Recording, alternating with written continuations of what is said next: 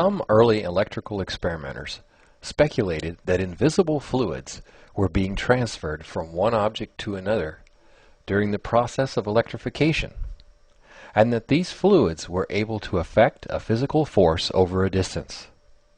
Charles Dufay was one of the early experimenters who demonstrated that there were definitely two different types of changes wrought by rubbing certain pairs of objects together. The fact that there was more than one type of change manifested in these materials was evident by the fact that there were two types of forces produced: attraction and repulsion. The hypothetical fluid transfer became known as a charge. One pioneering researcher, Benjamin Franklin, came to the conclusion that there was only one fluid exchanged between rubbed objects, and that the two different charges were nothing more than either an excess or a deficiency of that one fluid. After experimenting with wax and wool, Franklin suggested that the coarse wool removed some of this invisible fluid from the smooth wax, causing an excess of fluid on the wool and a deficiency of fluid on the wax. The resulting disparity in fluid content between the wool and the wax would then cause an attractive force as the fluid tried to regain its former balance between the two materials. Postulating the existence of a single fluid that was either gained or lost through rubbing accounted best for the observed behavior.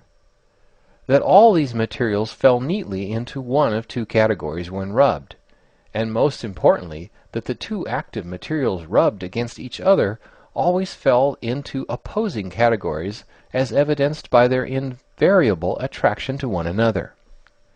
In other words, there was never a time where two materials rubbed against each other both became either positive or negative.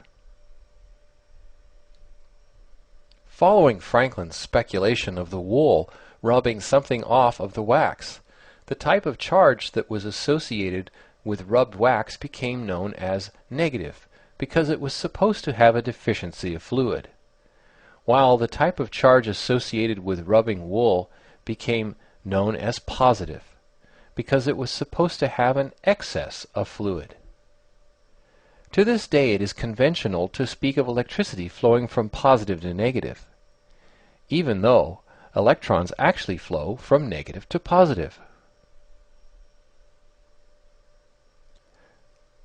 Little did Ben Franklin know that his innocent conjecture would cause so much confusion for students of electricity in the future.